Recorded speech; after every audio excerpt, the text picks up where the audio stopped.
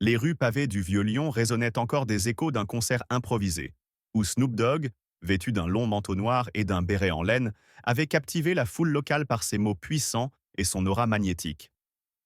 Mais derrière les applaudissements, un malaise silencieux grandissait. Depuis son arrivée en France, l'artiste américain s'était installé dans le quartier populaire de la Guillotière, transformant un ancien gymnase en centre communautaire pour les jeunes défavorisés. Son projet, centré sur l'art, l'éducation et l'entraînement physique, dérangeait. Pas les habitants, qui l'admiraient, mais les puissants. Et surtout le commissaire Lemoine, figure influente du conseil municipal, connu pour ses liens discrets avec les promoteurs immobiliers les plus voraces de la ville. Dans les coulisses de l'hôtel de ville, les murmures se faisaient plus pressants. Snoop doit partir. Il représentait bien plus qu'un simple artiste. Il devenait un symbole, un obstacle à la requalification du quartier, autrement dit à l'expulsion déguisée des minorités. Ce soir-là, alors que les réverbères projetaient une lumière blafarde sur les ruelles désertes, une réunion secrète avait lieu dans un salon privé. Une phrase résonna, froide comme la lame d'un couteau: « Il ne partira pas de lui-même. Alors forçons-le. » La guerre silencieuse venait de commencer. Les ruelles de Lyon étaient enveloppées d'un silence pesant, uniquement troublé par le lointain ronronnement des sirènes qui s'éloignaient. Snoop Dogg, vêtu simplement, capuche tirée sur le visage, avançait dans la pénombre, chaque pas imprégné d'une tension contenue. Ce n'était plus le rappeur charismatique adoré sur scène.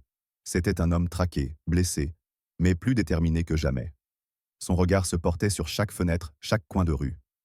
Il savait que les policiers corrompus, les mêmes qui avaient détruit son domicile à coups de bottes et de mensonges, n'en avaient pas fini avec lui. Il avait vu leur visage. Il se souvenait de leur regard arrogant quand ils brisèrent ses trophées, ses photos de famille, ses souvenirs. Et surtout, il se souvenait du sourire glacial du commandant Thierry Marais, l'homme qui avait tout orchestré, qu'il avait traité comme un criminel simplement parce qu'il était noir, célèbre et insoumis.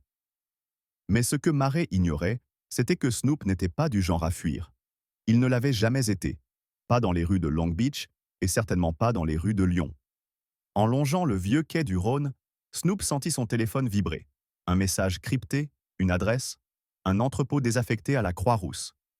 Un ancien agent de la brigade anticorruption, aujourd'hui dans l'ombre, lui avait donné rendez-vous. Des preuves, des noms. Viens seul. Le cœur battant à tout rompre, Snoop prit une grande inspiration. Il savait que ce qu'il trouverait là-bas pourrait tout changer, ou l'envoyer droit dans un piège. Mais il n'avait pas le choix. Il ne s'agissait plus seulement de son honneur. Il s'agissait de dénoncer un système qui opprimait les siens depuis trop longtemps. Arrivé devant l'entrepôt, il attendit. L'obscurité était totale. Pas un bruit, pas une ombre. Soudain, une silhouette sortit de derrière une benne rouillée. Une femme. Brune, visiblement nerveuse. Elle s'appelait Élise Marceau, ancienne analyste financière du ministère de l'Intérieur. Elle tendit à Snoop une clé USB.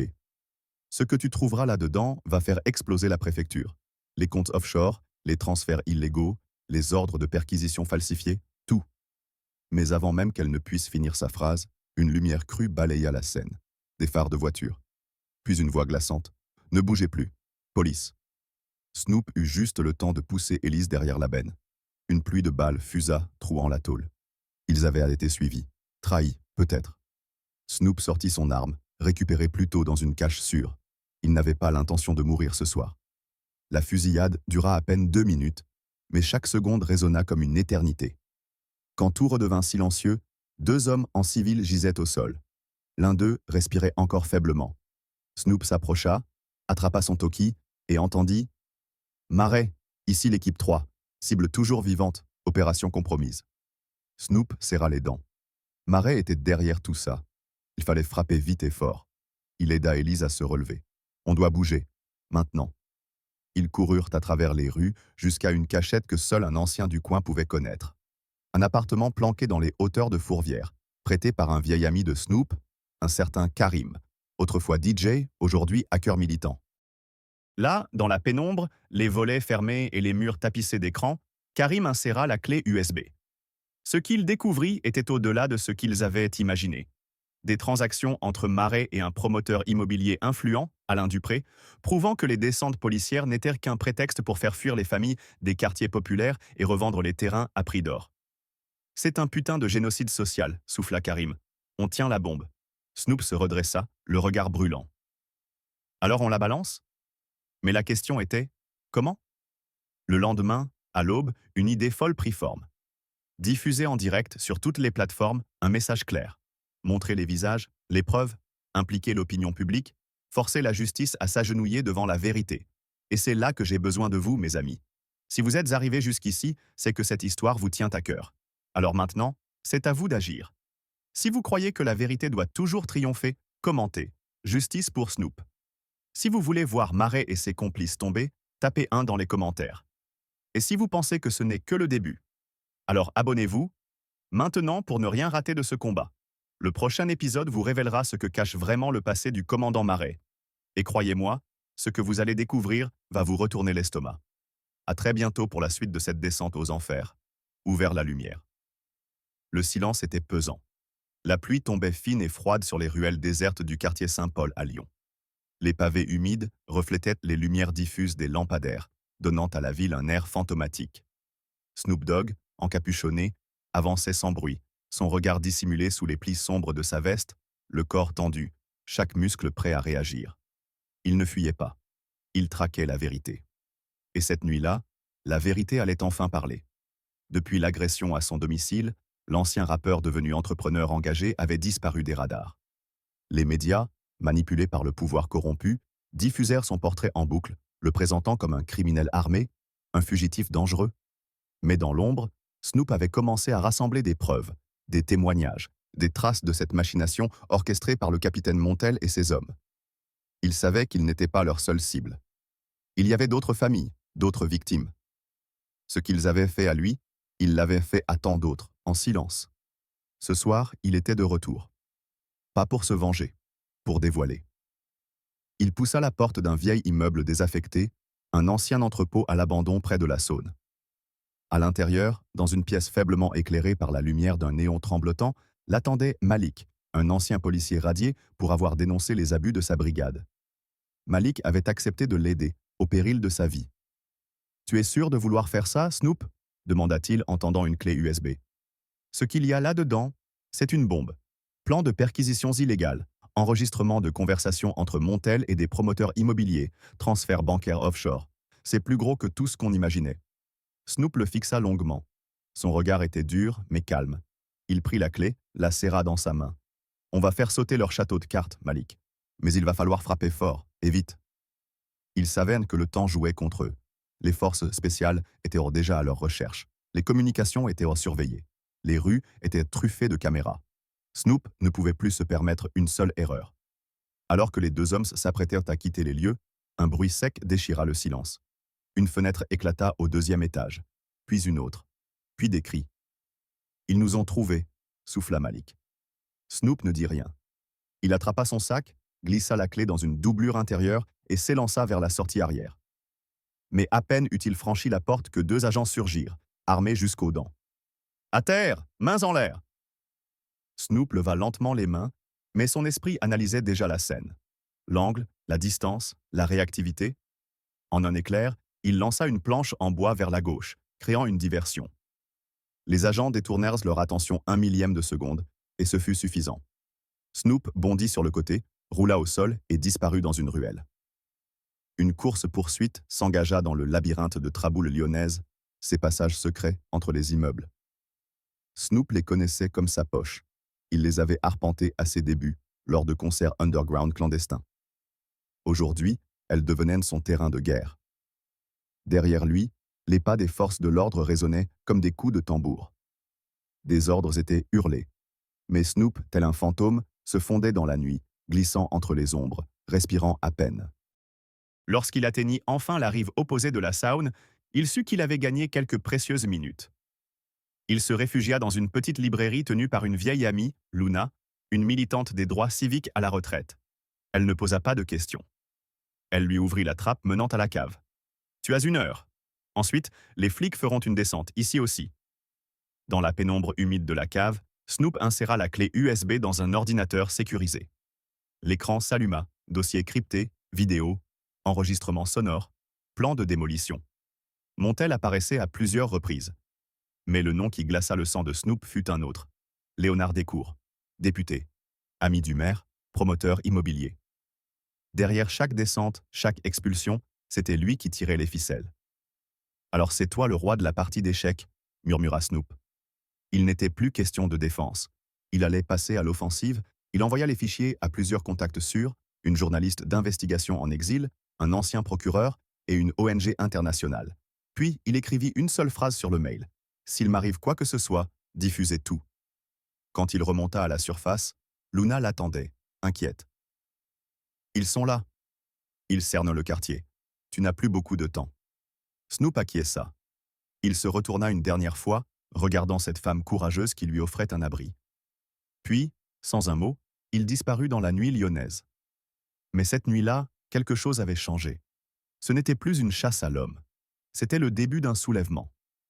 La nuit était tombée sur les ruelles désertes du quartier de Montfermeil. Le ciel s'alourdissait d'un nuage de tension, aussi opaque que la brume qui s'élevait des bouches d'égout. Snoop Dogg, silhouette fluide parmi les ombres, avançait avec la discrétion d'un prédateur blessé mais déterminé. Ses côtes lui faisaient du mal à chaque inspiration, et la coupure sur son avant-bras laissait couler un filet de sang sombre. Pourtant, son regard restait acéré, calculateur. Il n'était plus simplement un fugitif. Il était devenu une menace pour un système gangrené. Il connaissait désormais l'ampleur de la conspiration.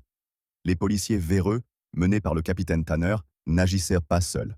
Chaque arrestation abusive, chaque perquisition sans mandat, servait à nourrir un projet plus vaste.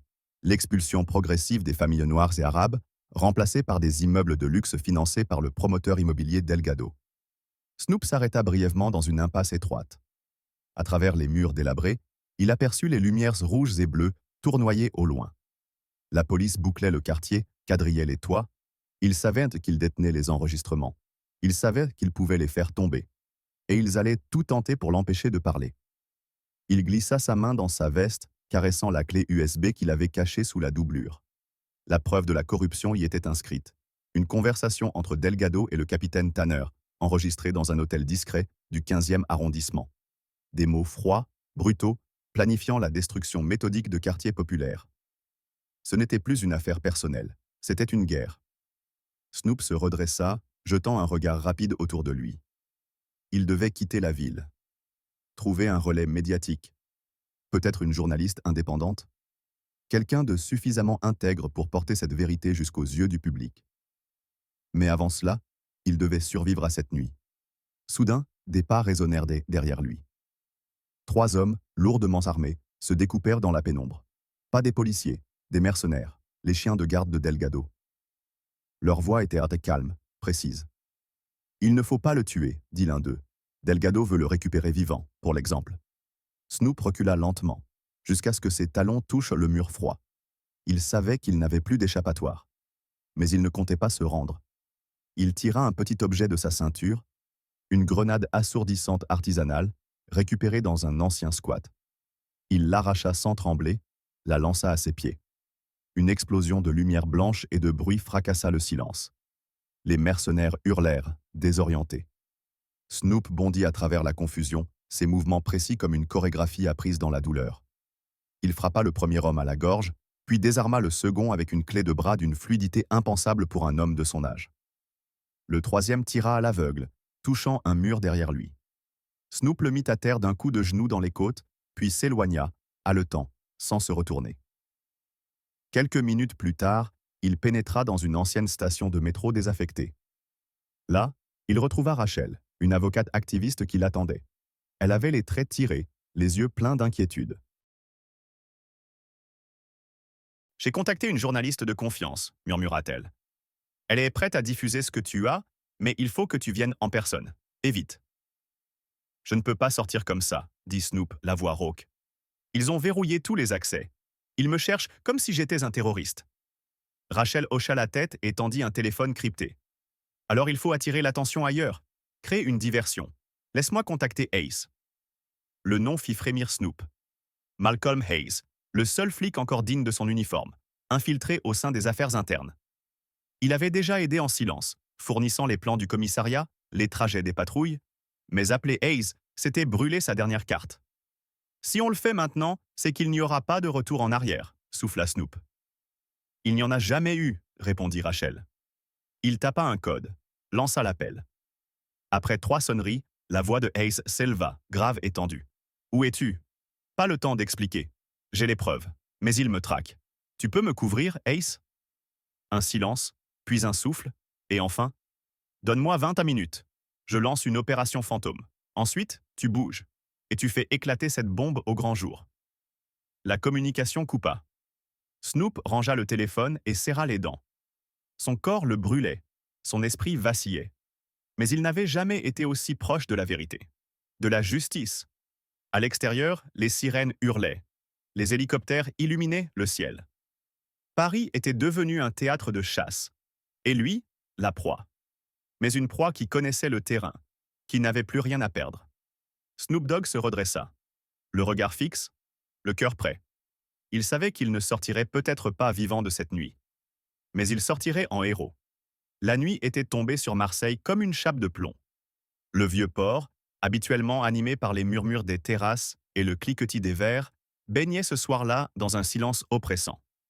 À l'abri derrière les rideaux de sa chambre d'hôtel, Snoop Dogg, visage marqué par la fatigue et la rage contenue, examinait pour la 100e fois l'enregistrement capté à l'hôtel de luxe où Delgado et le commandant Cole avaient parlé à cœur ouvert de leur alliance sordide. Chaque mot prononcé par ces hommes résonnait comme un coup de feu dans son esprit. Ils n'avaient pas seulement tenté de le piéger, ils avaient planifié son élimination. Et il n'était plus question de fuir. Ils voulaient frapper au cœur du système. Mais l'enregistrement, aussi explosif soit-il, ne suffirait pas. Il fallait un témoin. Quelqu'un de l'intérieur. Quelqu'un qui avait vu, entendu, participé, ou mieux encore, qui regrettait. Et ce témoin, contre toute attente, allait se présenter de lui-même. Vers 2 heures du matin, un message anonyme arriva sur le téléphone sécurisé de Snoop. « Je sais ce qu'ils ont fait. Je veux parler. Mais seulement à vous. Parking souterrain, rue des Réformés. 3 heures. Seul. » Snoop fronça les sourcils. Un piège? Peut-être. Mais il n'avait pas le choix. Il connaissait cette rue. Un quartier désaffecté, abandonné aux fantômes de la ville et aux souvenirs de violence. Il enfila une veste sombre, glissa l'enregistreur dans sa poche intérieure et descendit dans la rue. Sous le néon clignotant du parking, l'air sentait l'humidité et la trahison. Des ombres dansaient le long des murs tagués. Il avança prudemment, chaque pas amplifié par l'écho du béton. Une silhouette sortit de l'obscurité. Jeune, nerveux. Vêtu de l'uniforme de la police municipale, mais sans armes. Il leva les mains. « Monsieur Dogg, je m'appelle Malik Benzaïd. Je suis adjoint de sécurité. J'ai vu des choses. » Snoop ne dit rien, laissant le silence peser jusqu'à ce que le jeune homme reprenne. « Le soir du raid chez vous, j'étais de garde. On m'a demandé de rester dans la voiture. Mais j'ai entendu le commandant Cole dire à Tanner de tout faire péter, de trouver de la poudre, coûte que coûte. Ensuite, j'ai vu Tanner sortir avec un sachet qu'il n'avait pas en entrant. Ce n'était pas une perquisition. C'était une mise en scène, une exécution judiciaire. » Snoop s'approche lentement, les yeux plissés. « Pourquoi tu viens me voir maintenant? Tu crois que je vais te faire confiance ?» Le jeune homme baissa les yeux. « Parce que ma sœur a été arrêtée à tort, il y a 2 ans. Même méthode, même Tanner. J'ai fermé les yeux à l'époque. Je ne peux plus. Pas après ce qu'ils vous ont fait. Pas après ce que j'ai vu chez Delgado. » Snoop comprit alors. Ce gosse n'était pas un traître. C'était une victime de plus, coincée dans un uniforme qu'il détestait porter. « T'as des preuves? » ?»« Pas encore, mais je peux en avoir. Delgado stocke tout dans un coffre à la Banque centrale, avenue du Prado. Il s'y rend toujours le lundi matin. Il y conserve des dossiers, des copies de transactions, des accords secrets avec les flics corrompus.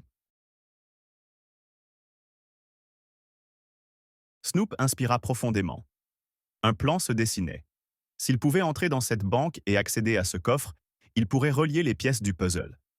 Il avait l'enregistrement, le témoignage de Malik, et bientôt, les documents. « T'es prêt à m'aider » demanda-t-il. « Je vous suis jusqu'au bout. » Mais avant même qu'il ne puisse quitter le parking, des phares jaillirent brusquement de l'entrée. Une voiture noire, vitres teintées, moteur qui gronde. La porte de métal du sous-sol se referma dans un vacarme métallique. Piégé. « Ils nous ont suivis » murmura Malik. Une voix résonna à travers un mégaphone. « Snoop Dogg, vous êtes encerclés. Sortez les mains en l'air. » C'était Tanner. Bien sûr, il avait flairé la piste. Snoop sortit lentement de l'ombre, les mains levées. Mais son regard restait fixe, déterminé. Malik, paralysé, restait derrière. Tu veux qu'on parle, Tanner? Alors viens sans ton arme. Un silence, puis la porte du SUV s'ouvrit. Tanner en sortit, vêtu de noir, gilet pare-balles et regard carnassier. C'est fini, Dog. Cette ville n'a jamais été faite pour des types comme toi. Snoop s'avança d'un pas. Non, ce qui est fini, c'est ta mascarade, ton règne de peur, ton mensonge. Derrière lui, Malik enregistrait tout discrètement sur son téléphone. Chaque mot, chaque menace. Soudain, un bruit sourd. Une détonation. Malik s'effondra, touché à l'épaule. Un tir venu de l'ombre. Sniper! Hurla Snoop, se jetant derrière une barrière de béton. La fusillade éclata. Les balles ricochaient contre les piliers. Le parking devint un champ de bataille souterrain. Mais dans le chaos, Snoop parvint à tirer Malik à couvert. Le sang coulait abondamment, mais il était vivant. Snoop agrippa le téléphone de Malik. L'enregistrement tournait toujours. Il avait tout. Dans un geste désespéré, il arracha une grille d'aération et glissa le téléphone à l'intérieur, à l'abri. Puis, il se retourna, le regard flamboyant de colère. Il était temps de faire tomber Tanner. À suivre, la nuit tombait sur Lyon, enveloppant la ville d'un manteau d'ombre épaisse et silencieuse. Snoop avançait furtivement le long du quai, son souffle court, ses pensées en alerte maximale. Dans la poche intérieure de sa veste se trouvait le précieux enregistrement de la conversation entre Delgado et le sergent Ethan Cole, la preuve irréfutable d'une conspiration mêlant force de l'ordre corrompu et puissants promoteurs immobiliers. Mais il savait que cette vérité, aussi explosive fût-elle, ne suffirait pas tant qu'elle ne serait pas exposée au grand jour. Et pour cela, il lui fallait encore franchir un dernier mur. Pénétrer dans l'antre de la bête, le QG de Delgado, et s'en extraire vivant. Guidé par les informations que Rachel et l'inspecteur Ace lui avaient retransmises, Snoop se faufila dans les ruelles sombres derrière l'hôtel particulier de Delgado. L'endroit semblait désert, trop calme même pour un homme aussi paranoïaque. Chaque pas qu'il faisait sur le pavé semblait résonner comme une alarme dans la nuit. Il savait que les gardes ne seraient pas loin. Il se glissa entre deux haies, longea le mur extérieur jusqu'à une porte de service. Verrouillée, évidemment. Mais un ancien soldat comme lui n'était jamais sans ressources. En moins de 30 secondes, il crocheta la serrure, entra, referma doucement derrière lui. L'obscurité régnait dans le couloir étroit qui menait à l'intérieur. L'odeur du cuir, du cigare et du whisky flottait encore dans l'air. Delgado n'était pas loin. Il descendit quelques marches, chaque muscle tendu comme un arc. Il entendit des voix derrière une porte. Il s'en approcha, l'oreille collée contre le bois. C'était bien lui. Delgado, accompagné de deux hommes, en train de discuter avec Cole par téléphone. « Le rappeur est encore en liberté? Comment est-ce possible ?» hurlait Delgado. « Si la vidéo fuite, c'est fini. Je veux qu'on le retrouve ce soir, coûte que coûte. » Snoop sentit son cœur se contracter. C'était le moment ou jamais. Mais avant qu'il ne puisse faire un pas de plus, un grincement derrière lui le figea. Il se retourna brusquement, trop tard. Un coup de matraque s'écrasa sur son épaule, le faisant basculer violemment contre le mur. Il roula au sol, tenta de se relever, mais déjà deux agents de sécurité lui sautèrent dessus. Il lutta comme un fauve, balançant un coup de coude dans le ventre de l'un, écrasant le genou de l'autre. Mais ils étaient trois, bien entraînés, et il était à découvert. Une silhouette s'approcha dans la pénombre. Delgado lui-même, un sourire venimeux au coin des lèvres. « Tu es plus tenace que je ne l'imaginais, Dog. » Mais même les pitbulls les plus agressifs finissent par se fatiguer. Snoop, à genoux, le regarda droit dans les yeux, sa voix rauque et pleine de défis. « Tu peux me frapper, me piéger, me salir, mais t'arrêteras pas la vérité. » Delgado éclata de rire. « La vérité, mon ami, la vérité appartient à ceux qui contrôlent le récit. Et devine quoi?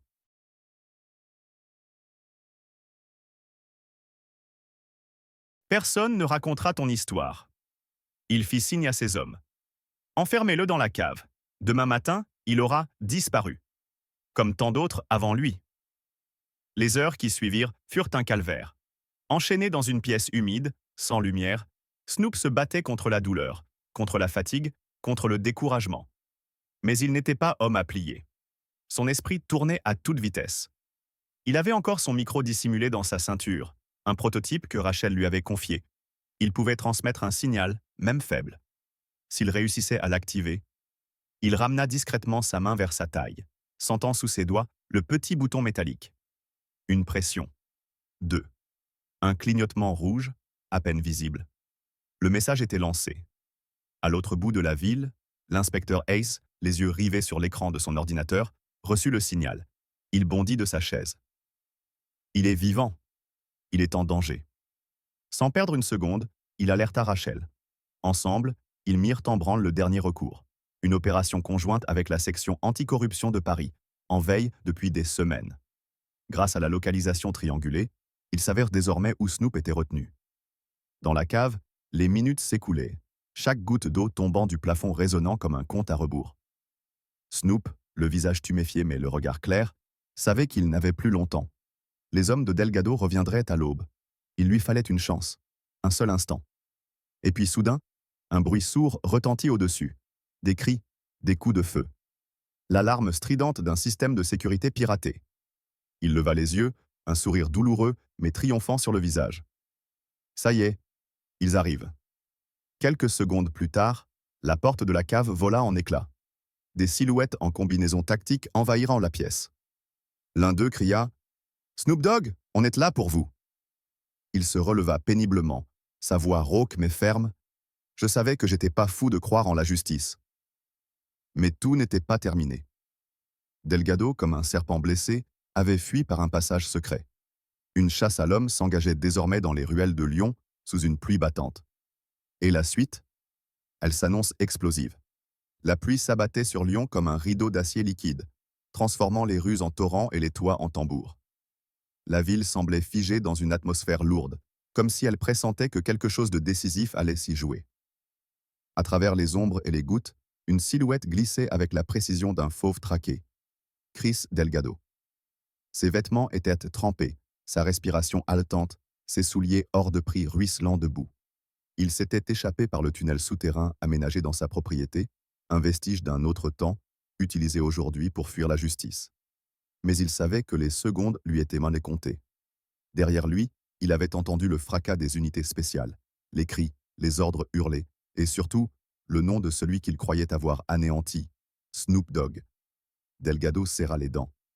Ce rappeur, ce foutu rappeur n'aurait jamais dû s'en sortir, encore moins revenir avec des preuves. Il n'était plus simplement un grain de sable, il était devenu un raz-de-marée.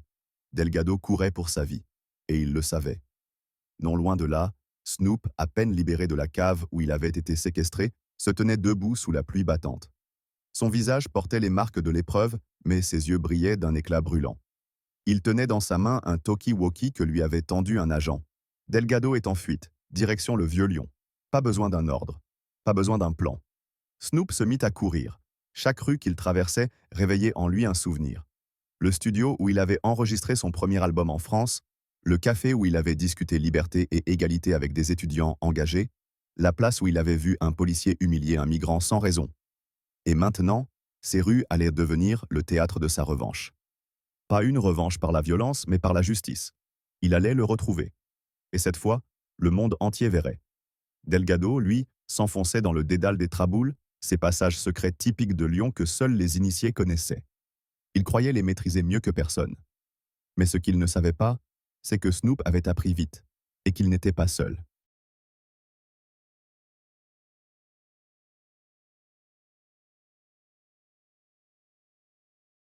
En coordination avec l'agent Hayes, plusieurs unités s'étaient réparties dans la ville. Des drones survolèrent les toits. Des policiers encadraient vers les sorties. Mais c'est Snoop, seul, qui se rapprochait le plus vite. Il avait cette rage froide, cette détermination intacte, ce feu sacré qu'aucun uniforme ne pouvait égaler. Dans un passage étroit, il l'aperçut enfin. Delgado venait de trébucher sur un pavé glissant, se redressant péniblement en jurant. Snoop s'arrêta à quelques mètres. Aucun mot, juste les regards. La pluie s'intensifiait, comme pour sanctifier l'instant. « C'est fini, Delgado !» L'ancien promoteur, ruiné, désespéré, tenta un dernier coup. Il sortit un petit revolver dissimulé dans sa ceinture. Mais Snoop, plus rapide, lui envoya un coup de pied dans le poignet. L'arme vola dans une flaque. « Tu veux te battre ? Fais-le à main nue !» Delgado, à bout, se jeta sur lui dans un râle de haine. Ce fut bref. 2 mouvements, une esquive, un revers. Delgado s'écroula dans l'eau sale de la ruelle, haletant, vaincu. Snoop resta là, debout, dominant l'homme qui avait voulu l'effacer de l'histoire. Quelques secondes plus tard, les gyrophares envahirent le décor. Ace descendit de la voiture banalisée, accompagné d'agents fédéraux. Il vit Snoop et comprit sans un mot. « Il est à vous !» Les agents passèrent les menottes à Delgado. Pour la première fois, ses yeux ne reflétaient plus l'arrogance, mais la peur. Une peur nue, brute, celle de ceux qui n'ont plus d'échappatoire. La pluie ne cessait pas. Mais à travers elle, les sirènes de la justice résonnaient enfin.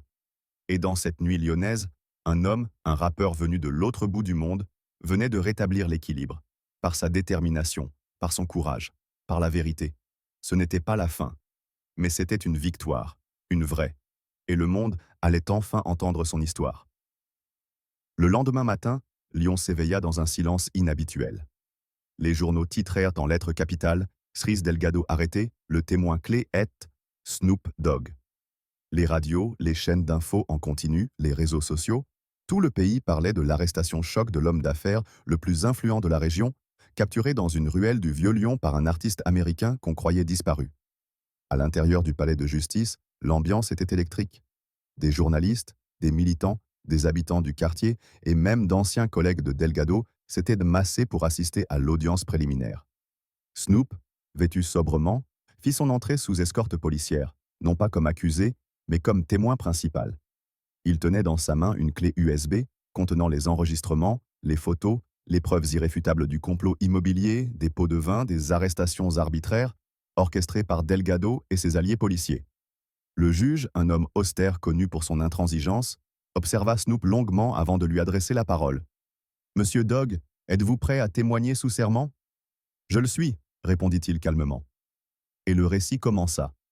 Lentement, méthodiquement, Snoop raconta tout. Les coups, la séquestration, les preuves plantées, les enregistrements obtenus au péril de sa vie. Dans la salle, chaque mot résonnait comme un coup de tonnerre. À plusieurs reprises, des murmures d'indignation parcoururent l'audience. Mais jamais Snoop ne haussa la voix. Il n'en avait pas besoin. La vérité parlait pour lui. Delgado, assis dans le box des accusés, avait le visage décomposé. Son avocat tentait désespérément d'interrompre le témoignage, de contester la validité des preuves. Mais les juges ne bronchèrent pas. Et surtout, derrière Snoop, une présence inattendue venait appuyer ses dires. L'agent Malcolm Hayes, celui-là même qui avait dénoncé ses propres collègues. « Votre honneur, déclara-t-il solennellement, tout ce que M. Dogg dit est vrai. Et j'ai ici les documents internes de la préfecture, prouvant la complicité de plusieurs officiers. » Un frisson parcourut la salle. C'était l'effondrement total du système de protection dont Delgado avait longtemps bénéficié. Dehors, la foule applaudissait. Des pancartes brandies proclamaient « Justice pour les quartiers »,« Merci Snoop » ou encore « Vérité, pas violence ». Un vent de changement soufflait sur la ville. Lorsque le juge annonça le placement en détention provisoire de Delgado, en attendant son procès, les applaudissements éclatèrent dans la salle, comme un tonnerre libérateur. Mais Snoop ne s'arrêta pas là.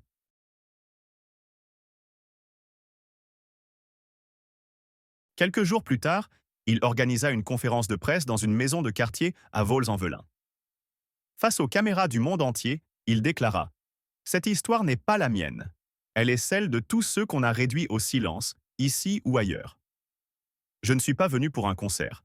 Je suis venu pour qu'on entende enfin ceux qu'on n'écoute jamais. » À ses côtés, Rachel, l'avocate militante qui l'avait aidé, prit la parole à son tour. Nous lançons une initiative pour défendre les victimes d'expropriation illégale et de violences policières. Le combat continue, mais maintenant, nous avons un nom, une voix, une preuve que la vérité peut gagner. Ce jour-là, à Lyon, un espoir était né. Pas une illusion passagère, un véritable élan. Et à l'origine de cette révolution silencieuse, un homme, un artiste, un rescapé, Snoop Dogg. Celui qu'on voulait faire taire était devenu le porte-voix d'une génération. La nuit avait été longue, mais l'aube, enfin, se levait.